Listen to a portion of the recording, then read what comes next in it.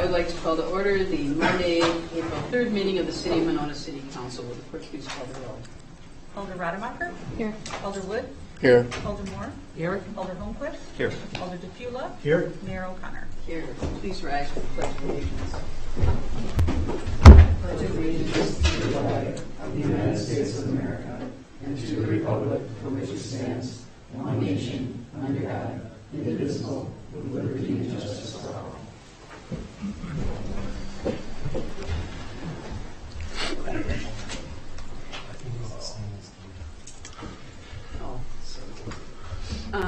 Okay, we do not have the minutes from the last meeting. Our meeting has been very busy taking care of the election, so we'll have those at the next meeting. We've got some appearances, and I also have a proclamation that I'm going to read first. Proclamation recognizing April 28, 2023 as Arbor Day. Whereas in 1872, J. Sterling Morton proposed to the Nebraska Board of Agriculture that a special day be set aside for the planting of trees, and whereas this holiday, called Arbor Day, was first observed with the planting of more than 1 million trees in Nebraska, and Arbor Day is now observed throughout the nation and the world, and whereas trees reduce the erosion of our precious topsoil by wind and water, cut heating and cooling costs, moderate the temperature, clean the air, produce oxygen, and provide habitat for wildlife, and whereas trees are a renewable resource giving us paper, wood for our homes, fuel for our fires, and countless other wood products, and whereas trees in our city increase property values, enhance the economic vitality of business areas, and beautify our community, and whereas trees, wherever they are planted, are a source of joy and spiritual renewal, and whereas the City of Monona has been recognized as a Tree City USA by the National Arbor Day Foundation and desires to continue its tree planting practices. Now therefore I, Mary Kay O'Connor, Mayor of the City of Monona, Dane County, Wisconsin, do hereby proclaim Friday, April 28, 2023 as Arbor Day in the City of Monona, and urge all citizens to celebrate Arbor Day and to support efforts to protect our trees and woodland. Further, I urge all citizens to plant trees to gladden the heart and promote the well-being of this and future generations. Signed in the City of Monona, Dane County, Wisconsin, this 3rd day of April 2023, Mary Kay O'Connor, Mayor. Okay. Now we've got a couple of appearances. First would be Aaron McKay. Eric. Oh, Eric. That's my sorry. handwriting. Sorry. Okay. If you like, yeah, Either. Do you have a preference? either front or back. Great. I'll go with the front. Okay. Mayor, Yes. just in case there are folks in the room that don't understand how this process works, would it be Sure. a good idea just to explain that we are not allowed to have a conversation? Right. So we cannot respond to questions or anything. We allow 3 minutes per person for your input. And also, I would just like to stress, I know all of these are about the Bloom proposal. We are not approving this project tonight. That was approved over a year ago, just so everyone's aware of that. What we are approving, or considering approval of, is the financing TIF part of the project. So the project itself has already been approved. So if you'd like to go ahead. Yeah, I mean, I guess I'll specifically address that point. The project is approved insofar as the developers have agreed to do so, to follow through with the project as far as I'm concerned. My understanding, based on reading the website, for what we use our TIF funds for, is that it's a but not for sort of situation, right? But not for the concessions or the financing to incentivize development. Development might not otherwise happen. And one of the reasons that I think that just wanted to speak was in part to share my experience with how the process itself went, because I spoke before this was officially approved. Thank you. And I stood before a lot of you expressing my concerns as a parent who lives on Gordon Avenue. So my name is Eric McKay. I live at 4603 Gordon Avenue. One of the biggest complaints that you would have heard from me and from many others that spoke at the time was about the scale of the project. It was a 97-unit proposal at the time. Today, the project that's proposed, the precise implementation plan that was approved by the Plan Commission, was 93 units. That's not a smaller scale, but I'll have you know that many of the Plan Commission members in those very meetings expressed significant concerns about the scale. For the place in Monona, for how close it was to the residences there, and how small an area that is with this short block of Springhaven between that and Dean. And there is going to be a traffic issue. I was also want to express my concern that there was a traffic study done during the summer. That's not when that spot gets blocked out. The entire block of Gordon Avenue gets parked up by high school students throughout the rest of the year, not in the summer. So concerns about the process that was used, and I just want to lodge my opinion and really a complaint that I don't feel like I was heard in this process. I don't feel like your constituents that may or may not be voting for you tomorrow were heard. And I hope that impresses upon you some just some significance, right? This was a project that we had an opportunity as a city to lean into and say, at the time, at the place when we did have an opportunity to say, this isn't maybe right for us, or right now, or we'd like to see more of this. What we saw was a developer hand-waving and some creative movement of building shape and placement to make it look greener, to make it look like it has more parking, and in some cases, it is greener, and it does have more parking, depending on how you look at it. But what they've also done in those 97 to 93 units from the first proposal to now is that they've increased the proportion of the units available from 58% of them being one bedroom or efficiency or studio to over 65% of them being one bedroom or efficiency studio. It is clear that this is an opportunity for this development group to make a lot of money. And they should. They're investing money. And we need housing in the city of Venona. We need the tax base that provides. 93 units in that space. I don't know where any of you live. I live across the street. And I have 3 kids and a 4th due next week. This is going to change our everyday. And I feel like we said that, everybody else on that block said that, and we were not heard. And I want you to know that. And I want the people listening to know that. Thank you. Thank you. Next is Ruth Reifus. I moved into one of the 2 residential apartments at 4600 Gordon Avenue 12 years ago. My neighbor across the hall has been there for 23. Neither one of us has heard word one about this project from any of your committees at all. There's one other residential unit in the building, but its space is Monona Drive. That long-term tenant lived in that unit for 38 years. You've met him. He moved to Maryland.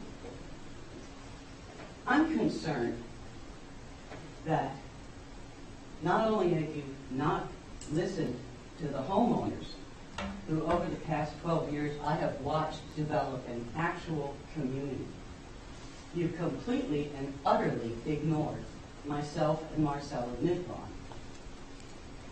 Not a postcard, not a phone call, not stopping on your way by to leave a note in the mailbox.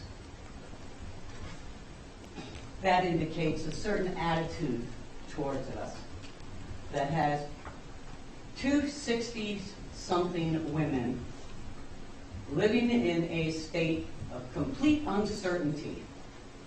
Our landlord, Jan Klund, is not very forthcoming with information the few months a year that he is in this state. And you people have failed us utterly in terms of informing us what's going to happen to our long-term housing. The first 7 years I lived overlooking Gordon Avenue, the 6 houses immediately accessible to my front window flipped like pancakes, with 2 exceptions. One home owned by a single mother, still owned by, and the other on the end of the block owned by a 2-parent, 2-income family. Every other building on that block has flipped at least 3 times, one of them 5 times. But for the past 5 or 6 years, there hasn't been a rapid turnover or profit shuffle done on these small homes. Instead, an actual neighborhood of young families has formed. During the pandemic, I watched the COVID pod happen from my windows. I watched the bonds of community build. Those homes have very small backyards. We're talking about 20 feet deep. The only area for these kids to play in is the front yard, which is substantially deeper. And what you are talking about will completely and utterly destroy this neighborhood. Is anyone reaching out to these homeowners who have made the biggest investment of their lives and are going to watch it turn into an undesirable slum, choking on the exhaust from a minimum of 90 vehicles, plus the retail traffic, most of which will be routed down Gordon Avenue? Now, there's a lot of factors that will be moving me off the block, not the least of which is the destruction of the building I occupy. I'm low income, and rents in Dane County, period, will drive me out. You will silence me, and you will get me out of this community, tearing this building down with absolutely no provision or no help for Marcella Lidbone and I. Not even the courtesy of communication. My question, which I do not expect an answer to, is how could you overlook us like this? And that's all. Thank you. Next is Nicole Gruder.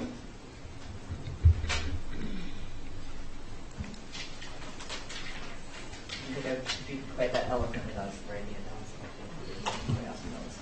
Hi, my name is Nicole Gruder. I have for 23 years owned my home on Shore Acres, just down the street from the proposed Bloom project. I hope I'm not too naive in hoping that this meeting could possibly sway some opinions on what seems to be a very done deal. I perhaps should have been present at the Planning Commission meetings, but I am not up on how that whole structure works. Thanks for your understanding on that. I am learning. So I, too, have sincere concerns about pushing ahead with something that will fundamentally change the character of Monona. I find it to be proportionately out of scale with the neighborhood. It would displace longtime Monona residents, as you just heard. It is in the hands of a developer that, to my knowledge, does not have experience with apartment management, who has only very recently changed from being an investor to being the project's main developer, and offers what I would consider, and I'm sure many others consider, expensive and exclusive pricing options at a time and place that is clamoring for affordable housing. There are quite a number of other concerns, such as parking density, etc., but my main concern is its scale and how it will affect the flavor of the surrounding community, a community I moved into for its quaint shops and relaxed vibe that's going to really begin to change. There are some very innovative ideas happening in other cities, both domestically and internationally, which have forward-thinking design concepts and execution, none of which I'm seeing play out in the current Bloom project plan. The design, frankly, is behemoth, clunky, already dated-looking, disproportionate, and aesthetically unsophisticated. If approved, it will set the template for further future development along our one precious main thoroughfare. I'm not against development and neighborhood improvement, rather I'm for inventive design, mixed-income housing, and economic forethought. Bigger and better doesn't always mean bigger. It means more inclusive, more creative, more innovative.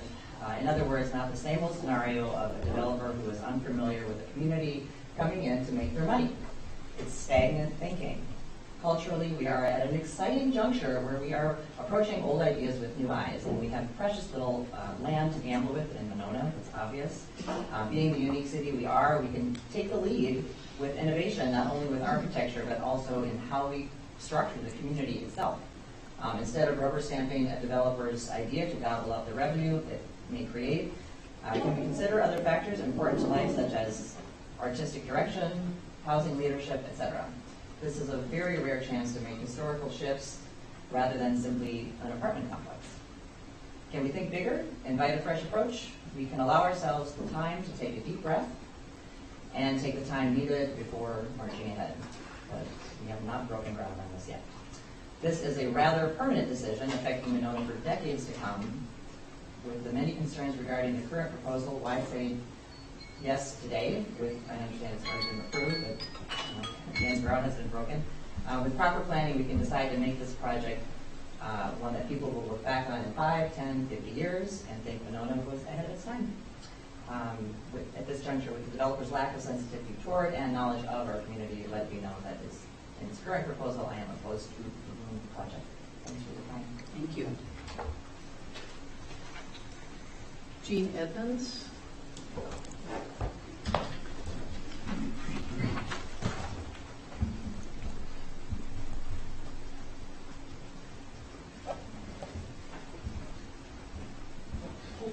it's short and sweet. My family has lived on Gordon Avenue for over 70 years. They built 2 houses on Gordon Avenue. They built a business on Winona Drive. And I know they couldn't even imagine having this development down the street. I'm worried about our property values going down. I'm worried about the traffic in particular, especially during the school year, when the kids are parking on the odd, even sides of the block. And so, because I'm retired now, I can watch them leave at 3:30 in the afternoon, and some of them just sail down the street. And I'm thinking of those poor little children at the end of the street that hopefully, nothing ever happens. If you add another 93, 97 more cars on the street,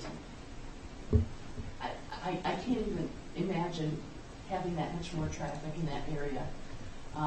I noticed today, for example, on Dean Avenue, right at the stoplight there in the corner, there were 8 cars backed up. And that's where you're going to have the opening for cars to go through. Plus, there's going to be cars going to the bank and any other retail places that you may have in that development. I'm just worried about safety of kids, safety for ourselves, of course, property values, and the destruction of our neighborhood. Thank you. Thank you. Would anyone else like to speak? Any other anything else? No. Okay, I will declare the appearance section closed. There is no public hearing. There is no consent agenda. Moving on to council action items under 1A. Convene and close session under Wisconsin statute section 19.85, paren 1, paren E, deliberating or negotiating the purchasing of public properties, the investing of public funds, or conducting other specified public business whenever competitive or bargaining reasons require closed session. This is regarding 4711 to 4601 Winona Drive, Springhaven Avenue, LLC development agreement, as well as a potential real estate purchase. Is there a motion to go into closed session? So moved. Second. Will the clerk please call the roll? Alder Wood. Aye. Alder Moore. Alder Holmquist. Alder DePula. Aye. Alder Rademacher. Okay. We are in closed session.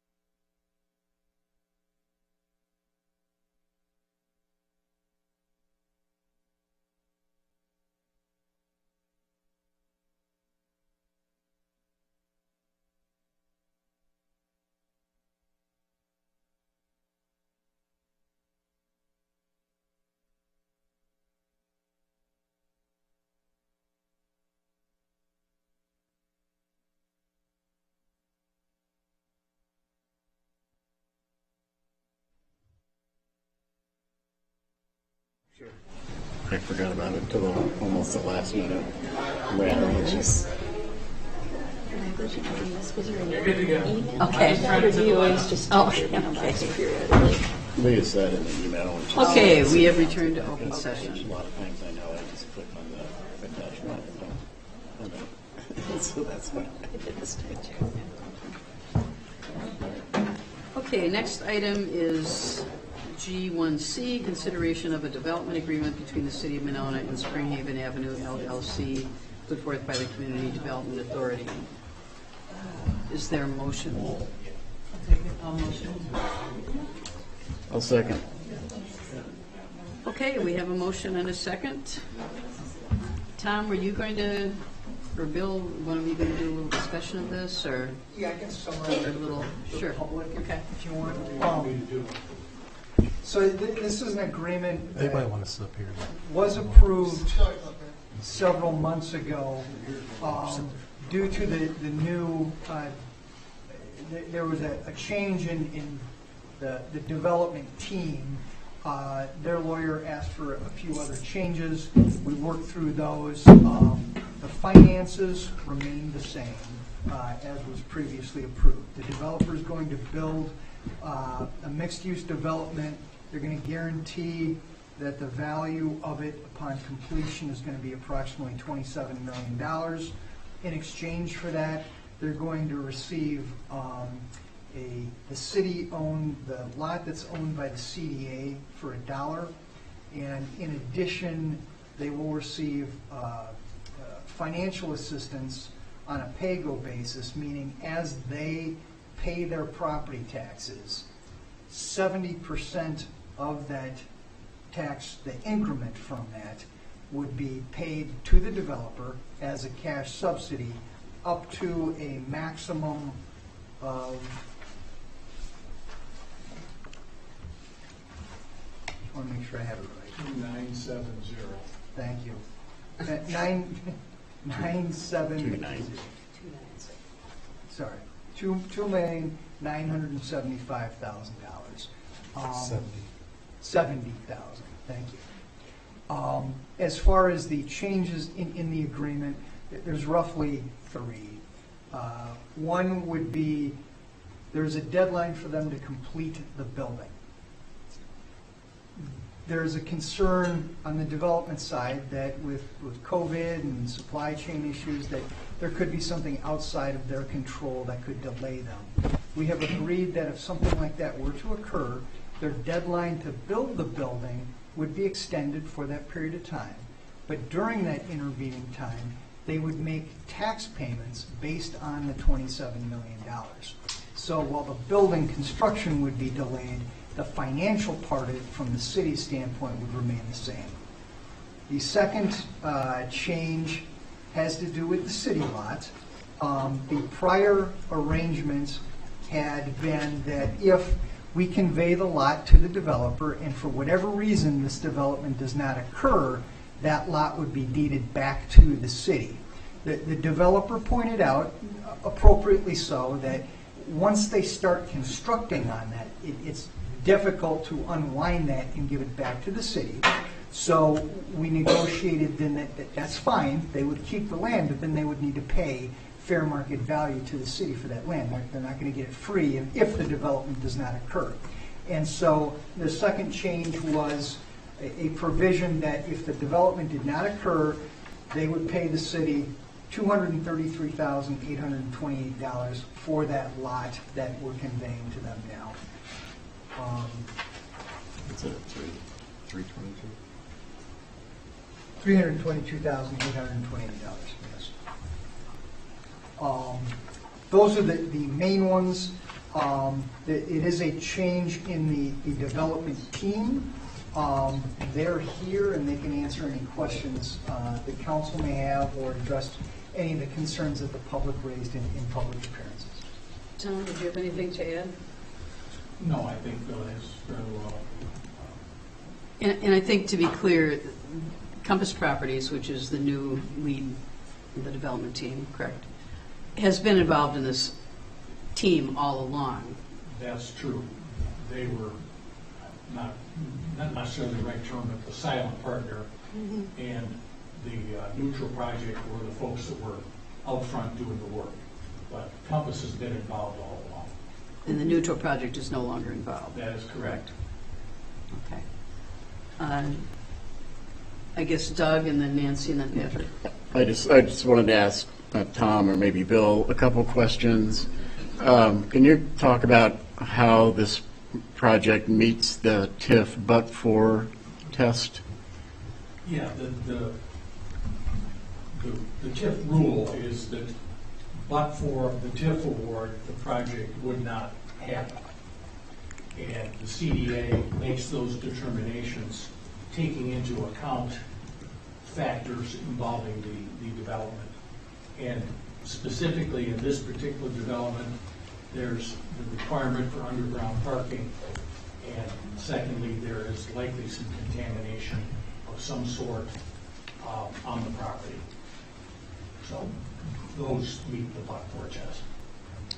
Okay. And then the other question was in relation to the payback to the city. It's about 7 years, is that right? That's correct.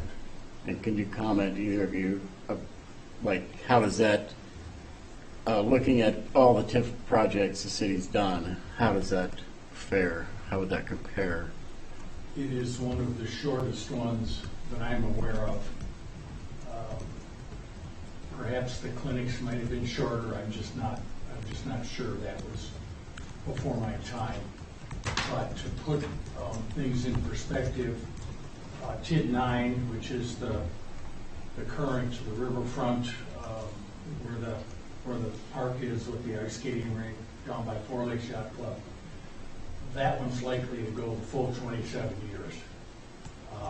There are others which will likely go the full 27 years. I believe it's number 5, which is the Heritage site on Owen Road. That will likely go the full 27 years. It's a function of economics of the deal, essentially.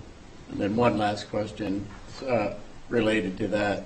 So once the TIF loan is paid back, the city can then use this district, or maybe I just from the beginning can use it as a donor district to other TIF districts that maybe aren't faring as well. Is that right? That is a correct statement.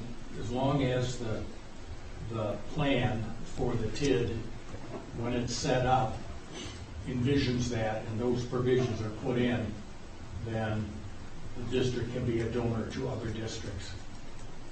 That's all state law. That's not Right. something we deal with. Thanks. Nancy?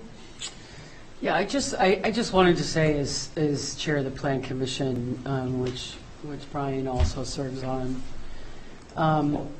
we've been working on this development for a year and a half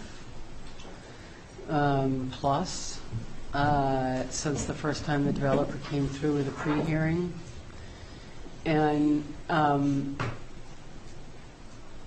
even though we may disagree as to whether the building fits that site, or whether we have different design ideas of what that building should be, I just want you to know that it's not that we're not listening.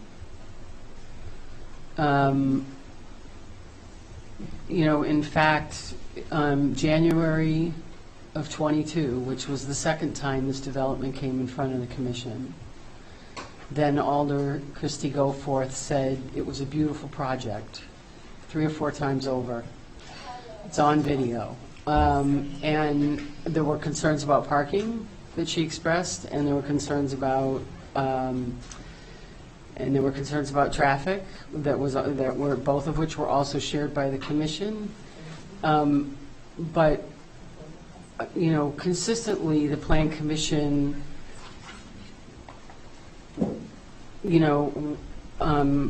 was pleased that the developer, in fact, was listening to the neighborhood and did hear, which is one of the reasons why the townhomes were even created. Because initially, if you remember the very first development, it was a big box.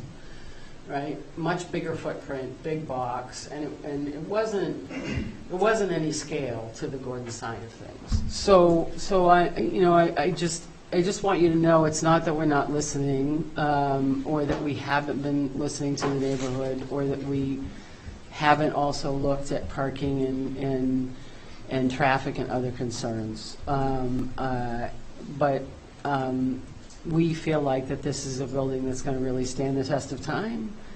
And to the best of my understanding, and we've got assurances tonight, the GDP holds in this agreement. I mean, we're voting on the financing tonight, but as the mayor said earlier this evening, the GDP will remain the same. And we think ultimately that with this developer, we have a very strong partner in Compass, because they have a much deeper and stronger record of development all over the state than certainly the Newton project. So this is a tremendous deal. I mean, this is a tremendous opportunity for the city. Patrick? I had a couple questions for the developer, for Compass. Do you think we had folks from Compass here? You can go over there too.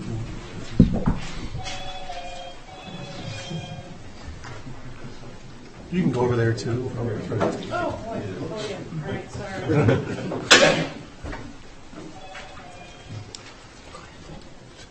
Hi there. Hi. Just wanted to ask if you could just give us an idea about your management experience and how many projects you currently manage in Wisconsin, the length of the experience, development experience overall. Sure. So Compass Properties has been managing commercial and mixed-use properties for about 20 years all across the state. Had up to 20 properties that we manage over 1.5 million square feet. Some of the development team members have recent experience in ground-up development. Sheldon Opperman, who's a principal of the firm, is full-time at Newland Enterprises now and has done over 500 units ground up in the last 3 years there, and he's going to be involved in this project as well. Another one of our principals, Todd Greenwald, at a previous firm, developed the University Square project in downtown Madison, which is one of the largest mixed-use projects in town. Awesome. And could you tell us a little bit about the project that you guys created in Wausau, the lifestyle development there? What that encompasses? It's Yeah, two sure. Two city blocks, right? Yep, so that's a large project downtown Wausau that was developed by Compass Properties. Actually has retail, office, apartment units, condos, and hospitality all in one project downtown. Gotcha. And let's see, in any of the negotiations with has there been any discussion at all about potentially what to do or any sort of assistance for, I know this is a private real estate, transaction, but has there been any discussion at all about any sort of assistance for any current tenants that live on those properties? No, not specifically. Okay. And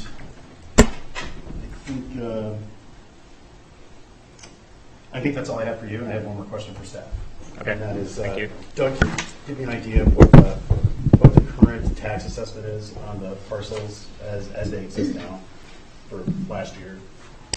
I would have to pull that up. I can get that for you. Okay, because I'd like to know what the current is as to what it's going to be with the guarantee and what that increase is going to be. That's it. That's all I have. Tom, do you know that? You talked about the current?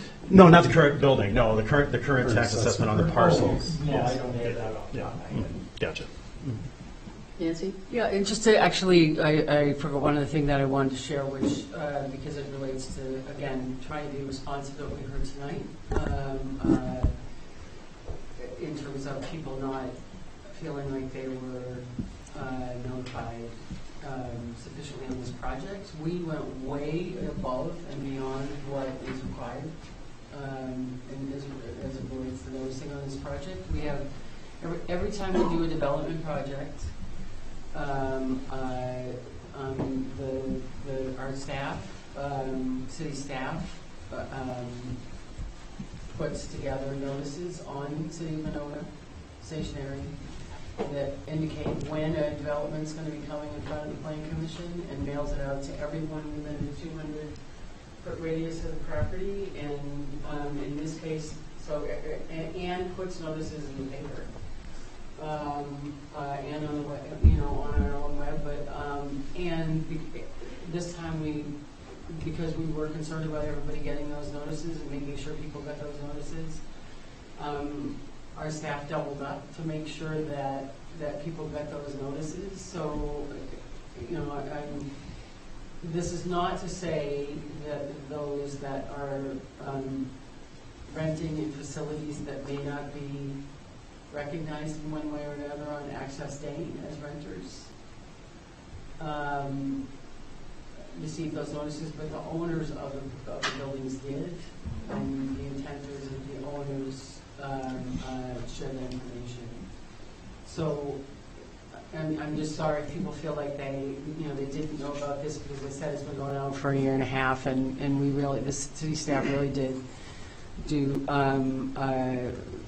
because we know that this is a big change. We recognize that it's a big change. Like you said, it's not like we're not listening, and we wanted to make sure that people knew about it. So, I just wanted you to know that there is a procedure that we not only meet but exceed state standards as it relates to notifications around any development that happens in the city, not just this one. I think Doug said for this particular one, it was 70 letters went out for every time it was on an agenda. That's correct. Correct. Right. There was a public hearing in MESPA too, right? Yeah, and there was also a public meeting with MESPA, which I can't remember the exact number, but MESPA hosted a neighborhood meetings to talk to the developer initially, yeah, and get neighborhood concerns. Does anyone from the council, Teresa? Yeah, thanks. I just want to circle back to the but-for comment on TIF. And Mr. Stolper, one of the two aspects of this project that sort of wrapped up in that but-for is the contamination, right? The cleanup of the contamination, but then the underground parking. And I just wanted to ask you more about the underground parking. Obviously, it's very expensive, right? That's the first thing that comes to my mind. But there's also something about, go ahead, could you speak to parking? 30,000 a stall. 30,000 for every stall. And could you also speak, or perhaps City Planner Plowman has the answer to this, just about the City of Monona's requirements for parking? Yes, I can address those. So when this comes through Plan Commission, the city does have standards based on for residential uses, based on the number of bedrooms in each of the units. And so that calculation went into place, as well as all of the commercial space. So anything that has a public-facing component, so the bank, the cafe, the co-working space, those elements were all factored in as well for those standards, which is typically about one stall per 300 square feet, just as a guidance. And so those numbers were all included in the staff reports, and there was some discussion. The developer did do an analysis of what they were comfortable with based on the demand that they saw. This does come in about 10 stalls from memory around there, short, which is about 5% of the total parking, just from memory of the project. But again, there's obvious benefits to sharing that parking, obviously from a building side of things, but also just a use such as a bank that's open maybe 9 to 5, residents coming home in the evening, there's benefit to share those stalls. And there is precedent for that elsewhere in the city, with the current being a good example of that. And then related to parking, just, I think about traffic. And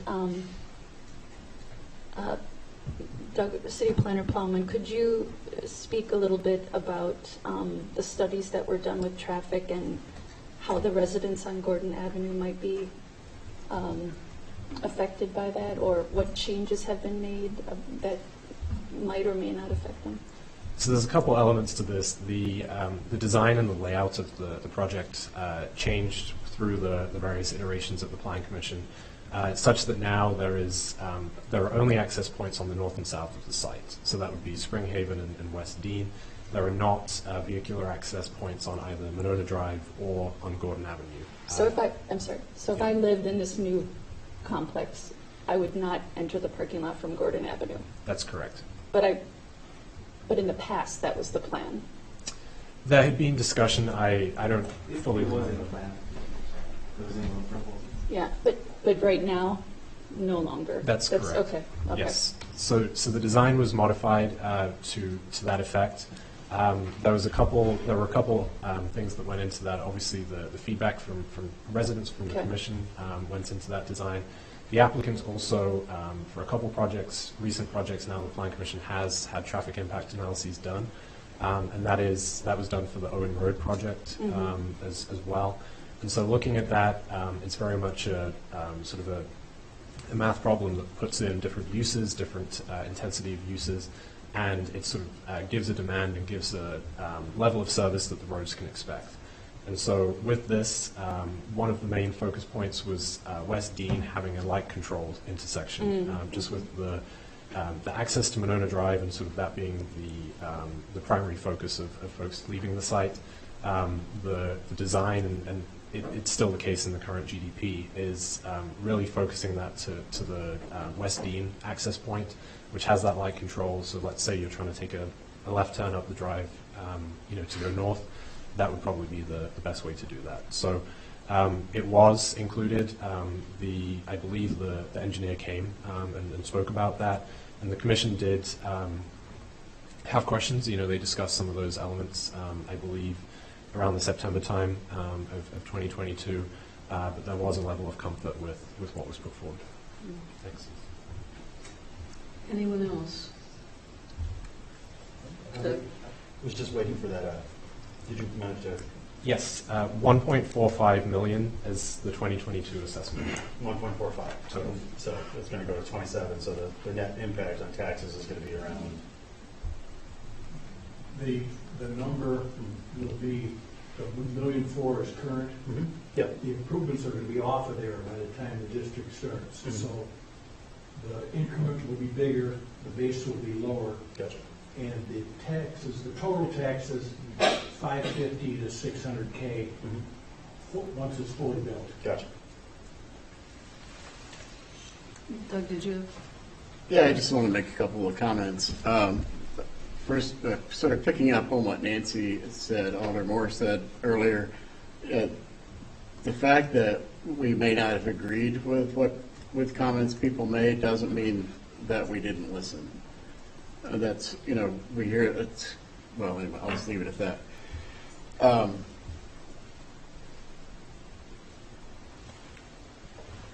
This development is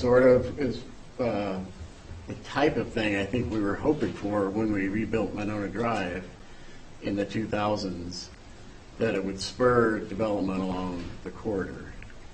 So in that regard, this is, like I say, it's what we were hoping for. Dane County is changing. Madison's changing. Monona's changing. The population is growing very rapidly. We're becoming more urban. Our housing is going to need to be denser, in my opinion, just across the board. We just need housing. We need housing market rate, expensive market rate. We need affordable. We need in between.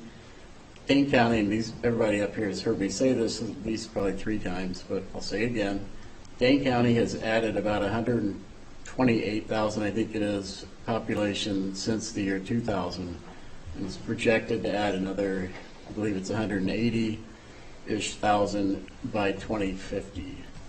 We'll be over 750,000 people living in Dane County by 2050. So we need all sorts of housing. I think this is a great investment for the city. It's going to change the neighborhood. I think in some ways, my personal view, would be an improvement not to have a bar across the street from where I lived. I'd rather have an apartment building. Even if I wanted to go to a bar, I don't necessarily want to live across the street from it. So with the noise and other activities that go on associated with that. So, yeah, I think everybody has hit on some of the other communication points that we've done, so that's all. Thanks. Anyone else? Mayor, I have a question for the developer.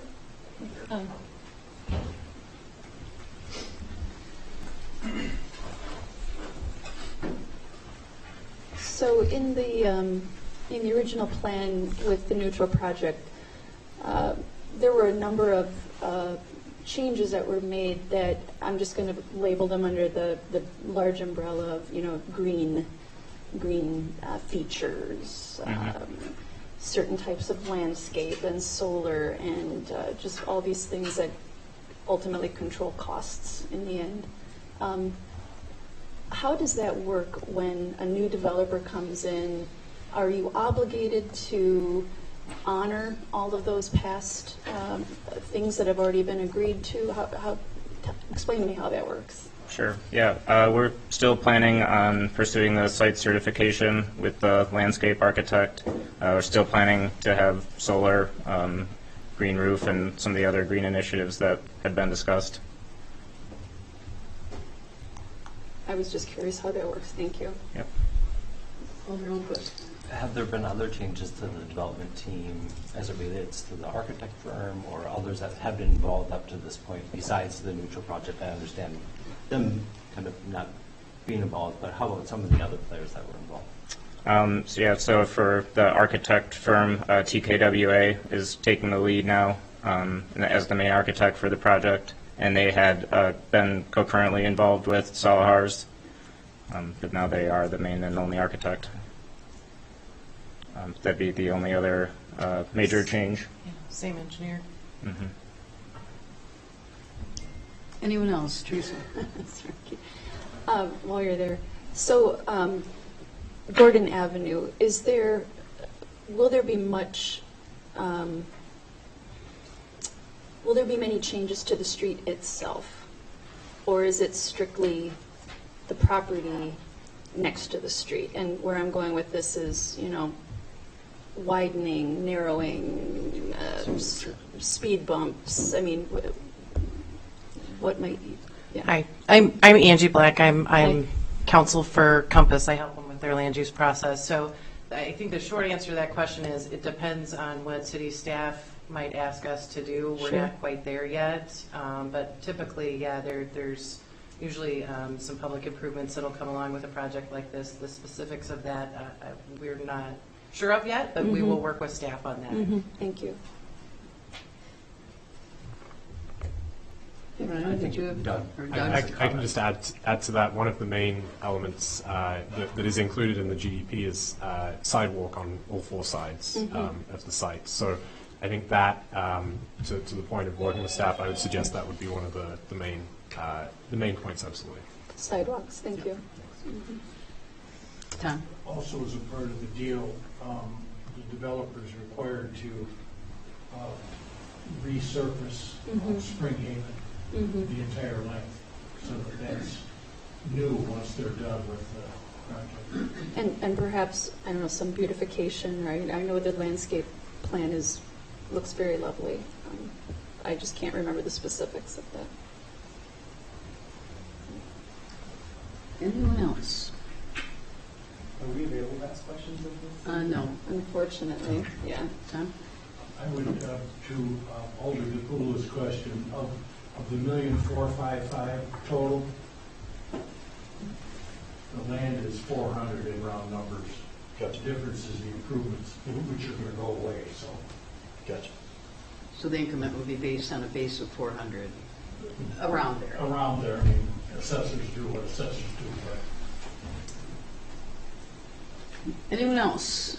Teresa? Mayor, because so many took time out of your evening to come here tonight, I wanted to make sure that we did explain in the beginning that it can seem a little deflating to come here and not be able to engage in a conversation. It's just we are bound by that and we are not able to have a discussion with you right now. However, if anyone does have questions after this meeting, what would be the best course of action for them to take. You can contact any council member. Emails. And that contact information can be found on the City of Monona website. You can go to a link above at the top of the screen, and you can send an email to the entire council, which is probably the most effective thing ever to do, because then you know that every one of us has our eyeballs on it, and then it's tracked properly in a systems for future reporting. When you reach out to one council member specifically, that's fine, but then you're only getting the feedback from that one person, and that person may not be expert on that particular topic. And then it's the tracking of your comment may be lost also. And I think people are certainly free to contact the city planner as well, who really knows all the nuts and bolts of all this. And members of the planning commission, which would be Nancy and Brian also. Yeah, I just want to say one other thing in that regard. I just want to, in addition to Brian and I, as the elected officials, your plan commission is your neighbors too. They're all neighbors, most of them. They're all different ages. They all have different specialties, expertise. And, sometimes we get into really healthy debate, nonetheless a healthy debate around projects. What I get, concerned about is that their service to this community, which is extraordinary, and has, through this project and every other project that we do, and it doesn't matter if you're on the Public Works Committee. We have 20 committees in the city, and they're all citizens. They're all your neighbors who I wanted to be appointed to committees, and I, sometimes I just worry, or I think about them and the amount of time, just this project alone. As I said, like 6 times, probably 3 hours every night, and then probably another 3 hours before they even get to the meeting, poring over the documents and the specs and everything, everything around a development. So, I just, again, and there is expertise there. There's landscaping expertise, there's stormwater and construction expertise, there's, we joke about one member, thing is all about lighting, because that's his thing. Everybody has their different thing. So, anyway, I just, again, I just want to acknowledge the whole Plan Commission, and I hope people can appreciate, even though we may come down differently than you would like on this project, that I hope that work, that work is appreciated as well. And again, I appreciate everybody's feedback, even though we may disagree, and I want you to know you've been heard. Anyone else? If there's no further questions or discussion, will the clerk please call the roll? Alder Moore. Aye. Alder Holmquist. Aye. Alder DeCula. Aye. Alder Rademacher. Aye. Alder Wood. Aye. Motion passes. Moving on to item D, consideration of resolution 23-3-2619, expressing the City Council's desire to rename Squaw Circle to Kathy Thomas Circle, put forth by Alder DePula and Alder Holmquist. Is there a motion to approve this? So moved. Second. Patrick or Brian, did you want to, have anything you wanted to say about this? I Or? just wanted to reiterate that Monona is, this is designed to honor someone who provided over almost 4 decades of service to the city of Monona, in a city that has many street names named after male former leaders. We have none named after females, and this is a good time to change that and honor her service. Any, Doug? Yeah, just a question for Public Works members. What kind of process do you plan to follow? Since we gave the one direction, which this is sort of replacing that, I guess, but it's pretty specific. But you still have the people who live on the street. I don't know if is there. Do you have a plan, or Dan's here. Notify the residents? Yeah, I think one thing just to kind of add as Dan's coming up is like this consideration for resolution is really kind of an indication of adding into that process of like, we know we want to have a process, and in honor of Kathy Thomas, like she did the first one to say that we go through committees, right? Yeah. So the desire here is not to undo the concept of having that process, but also kind of adding this into that process as a additional consideration, knowing that that group might come forward with a different consideration of this that we're asking. Dan, did you want to? Yes. So this is sort of a redirection. We're due to discuss this Wednesday night. And depending on what the committee comes up with, it would be after that meeting before I intend to send letters to Schlosser Home residents. Depending if we get the recommendation for approval to come back to council, then I believe it's in your hands on what we do. But we won't know until Wednesday night if the Public Works Committee wants to go this route or if they want to go the previous route and open it up to like a full solicitation for street names. So it all hinges on what the Public Works Committee, I guess, decides on Wednesday night. Right, but either way, there'd be another meeting where you would notify all the residents on the street. Absolutely. Right, so. Yes. Okay. I guess there might be some chagrin, but from some of the Public Works Committee members that were asking them to do a task, but they were telling them basically what the answer is. So. Yeah. But, you know, it's going to come back here for final approval. So, Nancy? Yeah, I was just going to say that it is a little bit awkward in that regard. And by the way, I'd certainly be open. I mean, there's a part of me that says, you know, if it was Kathy Thomas Lane or Kathy Thomas Way, because of course we know that Kathy Thomas did have a way about her. Totally do. That would work for me too. I'm not wedded to circle, you know, but I think that. Can we just call it Kathy Thomas's Way? Yeah. There you go. That would work. Yeah. But nonetheless, I certainly support the spirit of what's intended here, and we need to get rid of this. We're overdue to get rid of this street name. Anyone else? Teresa? Is the process for naming a street the same as, I mean,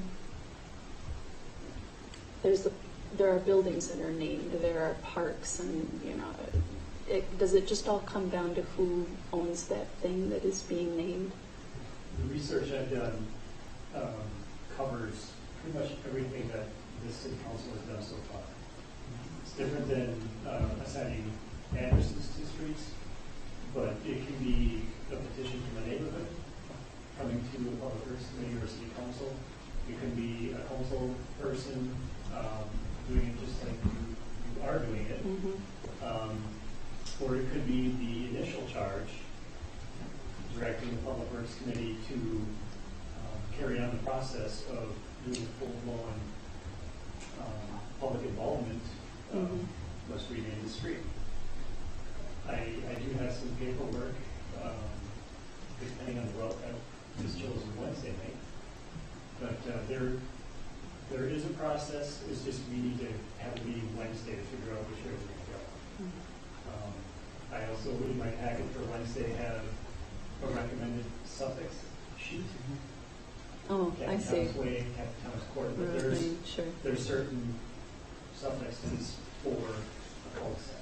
So we have to follow those guidelines as well, but I guess once the committee determines what we're going to do with that, will dictate what kind of process we have. You certainly held court a few times too, Yeah. so that would work.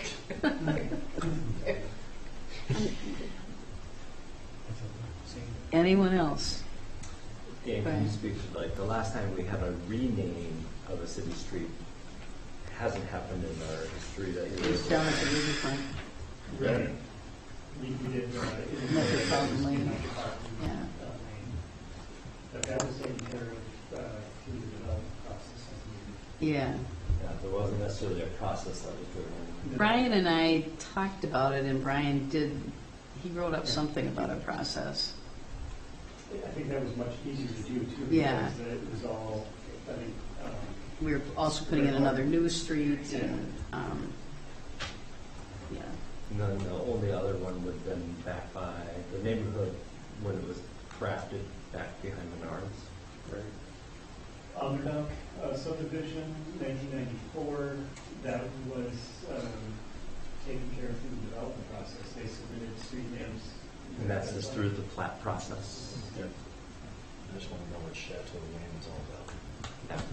There's also, I don't know if it used to be Harold Avenue or if it is now. It runs parallel to the south end of Toniawapa. It's Harold Alley?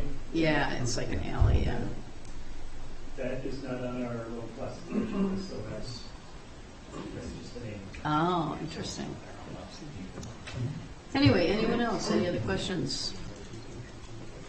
Okay, all in favor, say aye. Aye. Opposed? Motion passes. Thank you. Dan, you might as well just stay right there. Now we're finally getting to why you're here. Under new business, we have item 2A, consideration of resolution 23-4-2620, award of design and bidding services for the 2023-2024 street and utility improvements project. This is put forth by the Public Works Committee. This is first reading tonight for this agenda item. This will also be discussed this coming Wednesday at the Public Works Committee, where I will be seeking their recommendation to bring back to City Council for the second reading on April 17th. We did seek proposals from our three contracted engineers for design and bidding services for the 2024 street and utility reconstruction project. It's a local road reconstruction project on Toniawapa, Arrowhead, those neighborhood streets over there. And MSA provided the low cost proposal. There is a summary sheet included in the packet for you to take a look at. MSA, Rebecca, and Strand provided our proposals. And there is quite a bit of a difference in what was submitted. MSA has the low for a price of $44,094.15. And I wouldn't be concerned with the difference in that price. Greg Ruby, who is the project manager for MSA, he has been working on city projects for at least 12 years. He was part of BT Square, part of what company was after that. But prior to 2011, he was working with Minoan already. And we did ask about the price they submitted. Every team member that's on his team, they are confident in the hours that they have dedicated for design, and they're confident in the price. I think for the Strand price, they were engineered for South Wimpla, which we had a lot of public involvement meetings, a lot of on-site residential meetings, which caused the price to go up. This is a completely different type of project than what South Wimpla was. So, as far as staff goes, we do feel very confident in the MSA proposal. But if you have any questions, then we will have to answer. Anyone? Guess there aren't any questions. I know I, for one, am looking forward to having this project done. Yes. I'm not looking forward to next summer, but yeah. My driveway areas all torn up. I'm sure, I guess the contractors do a good job. We hire good observers to manage the project in the field. And one of the nice things that we've had with our reconstruction projects is we're out there. We talk to the residents, we get the feedback, we talk to the contractors. So things might be rough for a day if they're experiencing it, but the contractors always been pretty good with taking care of the issue. Letting people know. And Yeah. okay. Well, if no one else has anything for Dan, thank you, Dan. Thank you. Moving on, reports of committees, commissions, et cetera. First item is updates and discussion on DEI efforts. Anyone have anything? How about updates on sustainability efforts?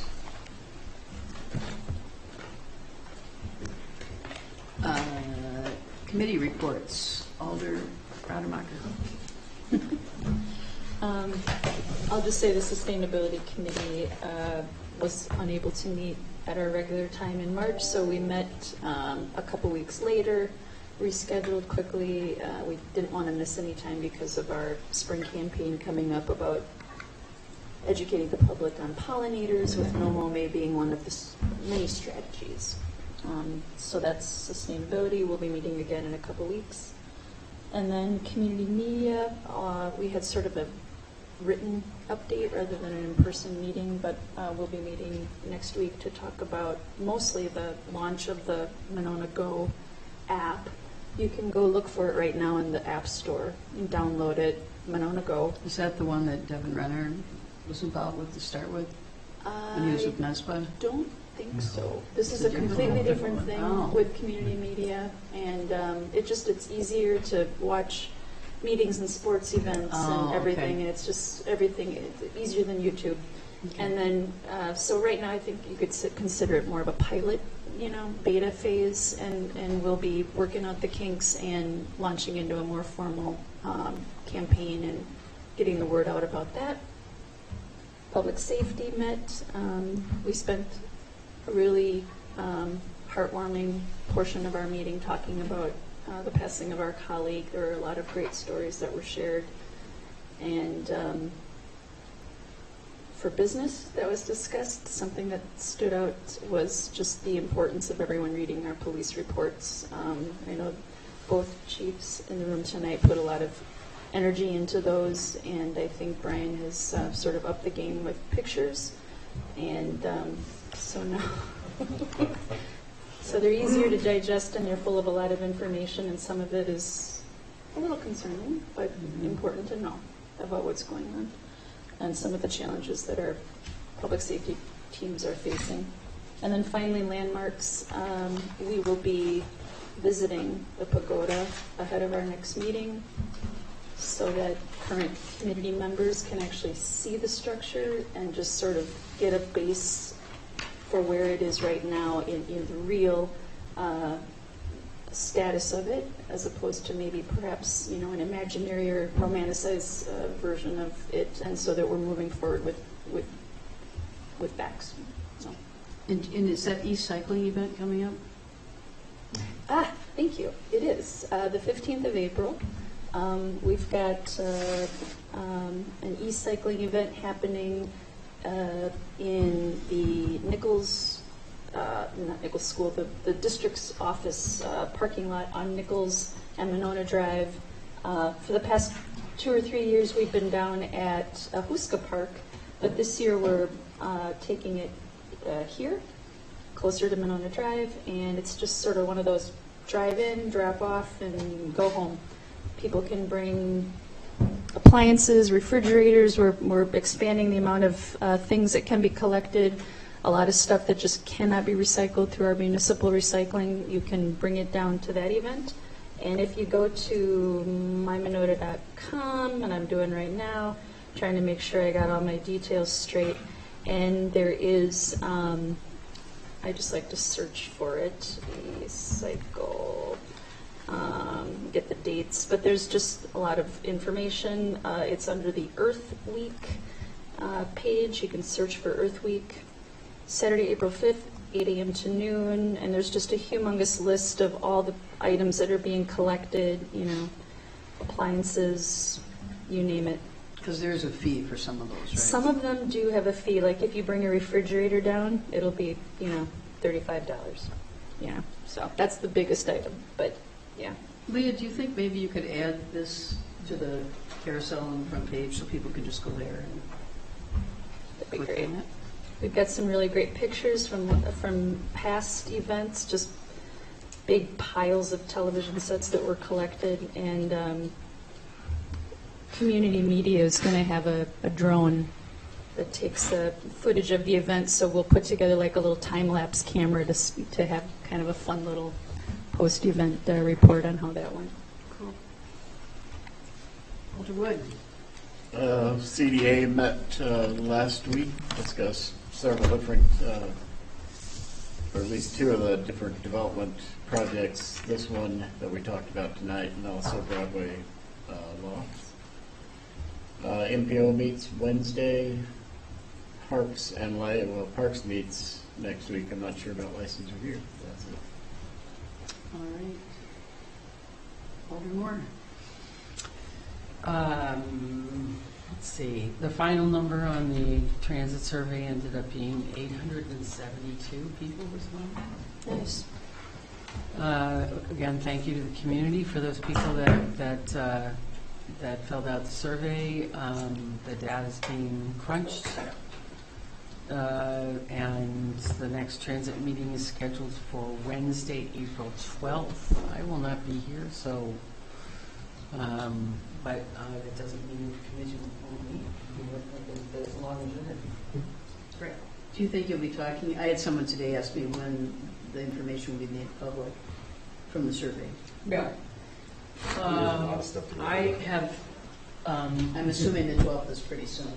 It is pretty soon. Yeah. I mean, Addie's been at it for a while, but I don't know if it's going to be complete by the 12th. So I'll have to find out how close she is. My guess is that even if it's not complete, we'll probably still meet so that she can talk about what she's, how far along she is, what she's saying, and also about what's going on with ridership. Okay. Thank you. Alder Holmquist. You heard my report on Public Works. That's the biggest report. And Alder Zapula. Just the Dane County Housing Committee that we continue to be part of. We learned something. Actually, the last presentation was really interesting. It was focused upon.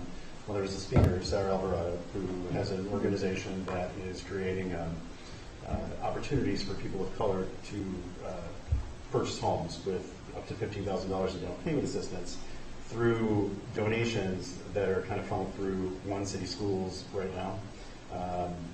But it was a very interesting presentation based on the difference between the disparity in how white families generate generational wealth versus people of color. And addressing that was super important and is kind of guiding some of the thought process behind what we're discussing on housing strategy with the county in the region. So I found that to be extremely beneficial. Okay, thank you. Either the chiefs? No, I don't ever report this. What? Well, I'm going to make it brief because it's 9 o'clock. Well, good evening. I apologize for my informality tonight. I'm on the ambulance today and tonight, so white shirts don't hold up well on the ambulance. Just a couple of things. Everybody has a copy of a report I put in front of you before the meeting. Kind of went through, it's been on my task list to redo the monthly report to add some explanatory material along with the statistics, because statistics can... I added 2 pictures specifically because of Chief Cheney. But if there's other things on that report you'd like to see on a monthly basis, statistics that aren't there, please provide feedback. That's why I provided it to you tonight. So before I put this in the agenda or on the council meeting in 2 weeks, if there's other things you'd like to see, there's actually another page I'm going to add myself. I just haven't had time to put it in yet. But the other thing I wanted to point out tonight, we've been working on a project for 6 months now, 7 months. We're calling this a stretch initiative is what we're calling it. So everybody has limited resources. We do, police do, everybody does.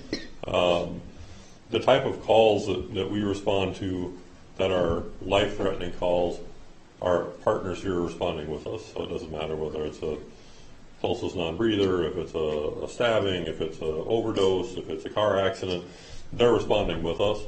So what we tried to work out were ways to empower our police officers to perform some of the life-saving measures, because they may get there 30 seconds or 45 seconds before we do. And in the case of the stuff that this bag contains, those 30 seconds could save somebody, which includes officers. It's not just for our citizens or our guests. So this is a IFAC. It's an individual first aid kit. Comes from the military is where that designation comes from. But what's in here is equipment. There's 2 tourniquets. There's bleeding control measures, some compression gauze, an Israeli bandage, chest seals for penetrating trauma, a bag valve that's collapsible so they can provide rescue breaths for folks. Right now they have an AED, but they don't really have any equipment other than that. We also are initiating Narcan with our police officers. So again, if they get there before we do, that they have the ability to be able to administer that. So over the next probably 6 weeks or so, we're going to be training them by shift with the medical director to make sure that she's on board. She's on board with the whole project, but she's going to be part of the training as well. So there'll be documentation that has to be performed every time they use something. This was paid for 100% by FAP funds, which is the state's funding assistance program for EMS. We're allowed to spend money to help extend programs, create new programs, and this is a way for us to, again, stretch our limited resources to include our cops.